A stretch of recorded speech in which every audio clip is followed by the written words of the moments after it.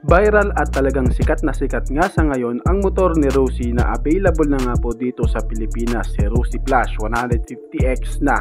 Talaga naman pong napakasulit ng kanyang specs and features pagdating nga sa kanyang makina ay talaga naman pong sumasabay na din ito sa iba nga pong mga underbone na available na din dito sa atin. Kahit nga sa ganun guys na meron na din talagang napatunayan ang motor na yan dito sa atin, madami pa rin po at hati pa rin ang opinion ng ating mga kababayan. Syempre naman hindi mo naman talaga lahat mapiplease sa isang bagay. At katulad nga po niyan, marami nga po ang nambabash sa motor na ito na kesyo nga daw po, hindi daw talaga tatagal ang motorsiklo na ito at pang hype lang daw talaga ang mga pinapakita nito. Alam naman natin guys na kapag China nga po ang isang motorsiklo, madami talaga ang nagmamaliit dito. Kesyo kapag China bike nga daw po ito ay talaga nang pong mahina. Katulad nga po sa episode natin sa ngayon guys is pag-uusapan natin ng isang rumor nga po, may kinalaman nga po sa isang underbone na din na available na po yung version 1 niya dito, pero meron nga pong kumakalat ngayon na balita na talaga naman pong pasabog ito dahil sa ang underbone nga daw po na ito is madami na din talagang pagbabago. Kung ano daw po yung mga pagbabago, may kinalaman nga po sa motor na Plus 150X na available na natin dito sa Pilipinas, ganun na ganun din daw po ang pagbabago sa kanya. Kaya nga po madami din po sa ating mga China bike lover ang nag-aabang dito. Samahan nyo ako guys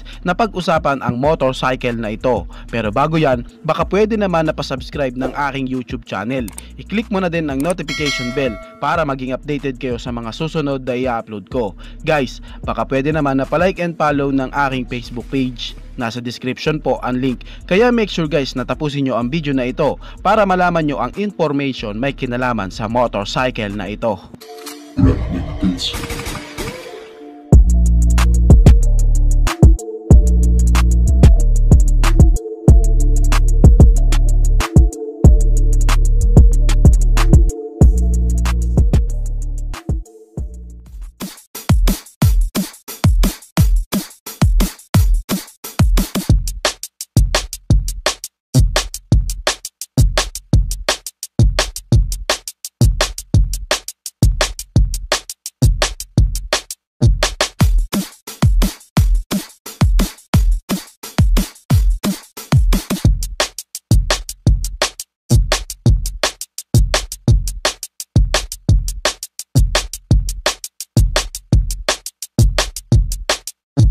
Ang tinutukoy ko nga guys is walang iba kundi si Euro Motors Beeferman 150 version 2. Yes guys, maglalabas nga daw po ng bagong version ang Beeferman dahil sa talaga naman pong trending na trending dito sa Pilipinas ang category ng underbone. At madami nga po sa ating mga kababayan na naghahanap nga po ng underbone na meron nga pong sulit na specs and features tapos abot kaya pa ang kanyang presyo. Doon nga po sa unang Beeferman 150cc ni Euro Motors na inilabas dito sa Pilipinas, napakadami nga po sa ating mga kababayan ang nagkagusto dito dahil sa meron nga po siyang unique at aggressive looking sa kanyang physical appearance at merong magandang tindigan. Samahan mo po sa kanyang magandang performance dahil sa meron nga po siya guys na high performance engine at malakas nga po ang kanyang power pagdating nga po sa kanyang top speed na hindi din naman talaga biro ang pinapakita nito. Well, in terms of physical appearance guys, talagang hindi natin mapagkakailan na masasabi natin na meron talaga siyang kahawig. Yung kanyang nga pong kahawigan na Honda RS 150 ni Honda na phase out na nga po dito sa Pilipinas. Pero itong Beeferman 150cc guys is available pa rin po dito yung kanyang unang version. Gaano nga ba kalakas ang motorsiklo na ito? Yung kanya nga po guys na version 1 na inilabas dito, yung Beeferman 150cc ni Euro Motors. Alam nyo ba guys na meron talaga siyang malakas na performance na meron nga pong mataas na top speed. Ako nga po mismo is tinap speed ko ang motor na ito kasi way back 2020 nga guys is nagkaroon nga po ako ng motor na ito at ito nga po yung top speed na na-hit ko sa kanya.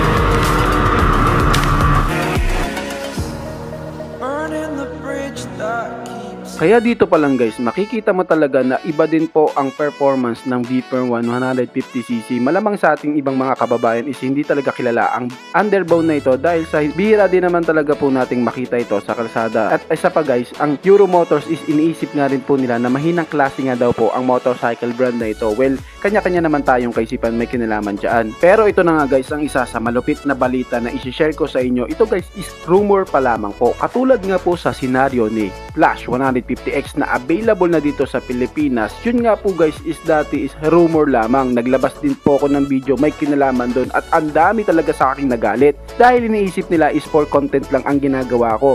Pero sa ngayon nga guys is available at kung ano man po yung mga specs and features na sinabi ko. Patungkol nga po doon sa version 2 ni Flash 150X ni Rusi na ilalabas dito sa Pilipinas is ganun na ganun nga po ang lumabas at nandito sa atin. Ngayon nga guys, meron nga po tayong ngayong rumor may kinalaman kay Viperman 150X na ito nga daw po guys is meron nga pong malaking pagbabago pagdating sa kanyang makina dahil sa sasabay na nga po ang makina nito katulad din po ng mga underbone na ating kilala dito sa Pilipinas at saka po na binanggit doon na ito nga po guys is magkakaroon ng malaking pagbabago tulad nga po sa kanyang features na naka dual overhead cam and 4 valves na nga daw po ito and naka liquid cooled engine. Ito pa dahil sa malakas na nga maaasahan nating mataas at malakas nga po ang kanyang power output. Sinasabi pa nga ng ilan guys na ang engine nga daw po ng bagong Viperman 150 is ito nga daw po is may features na nga po na sleeper clutch. Alam naman natin guys na isa sa maganda nga pong features ang sleeper clutch dahil sa makakatulong nga po ang sleeper clutch para nga po mapanatili itong stable ang rear tire mo kapag nag-hard downshift ka. Makakaasa ka rin mapoprotektahan ang mga gearing mo while mag-hard downshift ka and syempre more on comfortability dahil sa malambot nga po ang iyong clutch lever. Pagdating sa mga materials na ginamit sa kanya guys, iba na nga daw po at may mga kalidad na rin to. Pagdating din sa kanyang pairings, meron din pong pagbabago ang kanyang mga custom edges nito and more on aerodynamics design din daw po ang gagawing bagong Viperman 150 na talaga naman pong magugustuhan ng ating mga kababayan lalo na kapag ikaw ay isang underbone lover. Si Rusi is meron din po tayong bagong inaabangan sa kanya, yung Rusi Flame 150 na meron din pong katulad ng specs and features ni Rusi Flash 150X ngayon. Ngayon nga guys, si Viperman is talaga naman pong medyo 50-50 pa tayo dyan. Ika nga ng iba is rumor pa lamang. Sa ngayon nga guys is abang-abangan muna natin ang patungkol nga po dito at kung may update guys agad ko kayong sasabihan at kung ano pa ang mga karagdagang information patungkol nga po sa underbone na ito. Si Euro Motors Viperman 150. Kayo guys, anong masasabi nyo sa motor na ito? Paki-comment naman ang inyong reaksyon. Maraming salamat po. Bago matapos ang video na to guys, baka pwede naman na pahingi ng isang like mula sa inyo bilang pagsuporta sa ating munting video. Maraming salamat po. Pwede mo na ring i-share para malaman ng iba nating mga ka-rider. Sa tingin ko guys is dito ko na lang po tatapusin ang ating vlog. I hope na nag-enjoy kayo sa aking hinandang video para sa inyo. Pinasisigla ko din kayo guys na i-subscribe ang aking YouTube channel. I-click mo na din ang notification bell para ma-update kayo sa mga susunod na i-upload ko. So dito ko na lang po tatapusin. Maraming salamat. Ichiboy. Thank you!